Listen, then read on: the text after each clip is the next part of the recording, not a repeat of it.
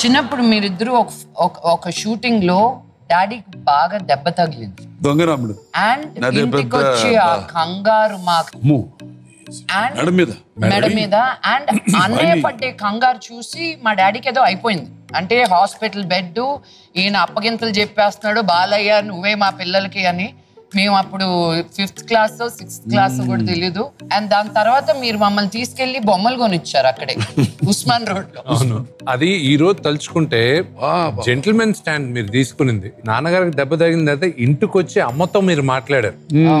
నాకు ఆ విజువల్ బాగా గుర్తుంది. ఆ సంస్కారం అన్నయ్య ఎందుకు చెప్పుకుంటున్నాం అంటే ఈ మధ్య కాలంలో ఎవరికి లేదు ఆ పద్ధతి ఆ ప్రేమ. మీరు రావాల్సిన అవసరం కూడా లేదు మమ్మీ గారు చెప్పడానికి. But today when we look back it's such respect we have for you. yes yes ఎందుకంటే చెప్తున్నా కదా మనసు ఒప్పుకొని మాట్లాడుకున్నాం అన్ని విషయాలు అంతే. That's why we are always like జై బాలయ్య.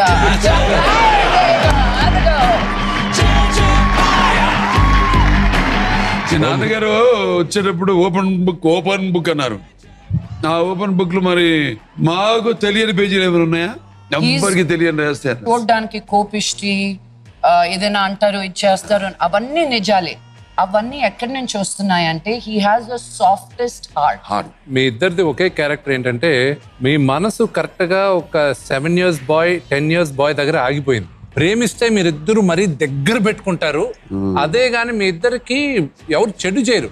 కొంచెం మర్యాద తక్కువైనా కరెక్ట్ గా ఇవ్వకపోతే ఇంక వాళ్ళు తెచ్చారే వాళ్ళు ఎదురుగా. రెండోది మీ ఇద్దరికి కూడా ఇంకో క్యారెక్టర్. బయట మీరిద్దరు గంభీరంగా ఉంటారు కానీ నాన్నకు అమ్మ అంటే చాలా భయం, మీకు వసు అంటే చాలా భయం. మీ నాన్న ఒక అన్స్టాపబుల్ పర్సన్.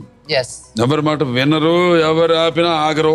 అలాంటిది మీ నాన్నగారే మిమ్మల్ని ఆగమన్నా వద్దన్నా వినకుండా మీరు ఏమైనా పని చేశారా? నాన్నగారికి నచ్చింది నేను ఈ మధ్య చేసింది మా అసోసియేషన్ లో నిలబడ్డం.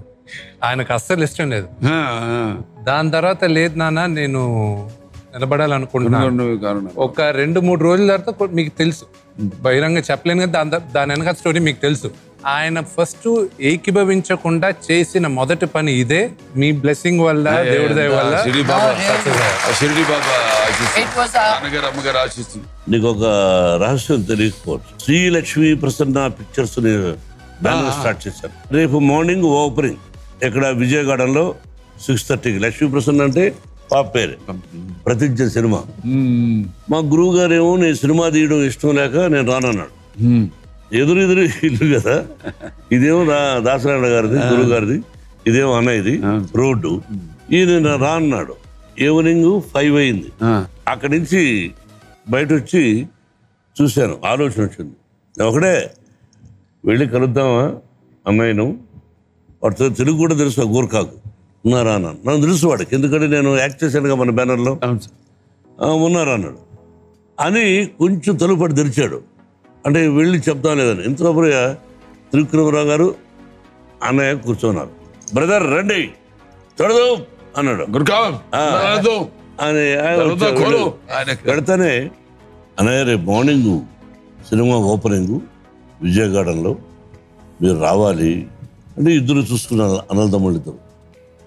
మరి రేపు ఉదయం 8 గంటలకు అన్నారు.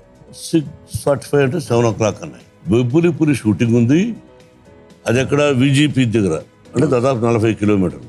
7 o'clock అని ఏమనుకున్నాడు, ఇట్స్ ఆల్ రైట్ మేము మాట్లాడతాం వారితో అని మేము వస్తున్నాం అన్నాడు. 6:45 హీ కేమ్ దేర్.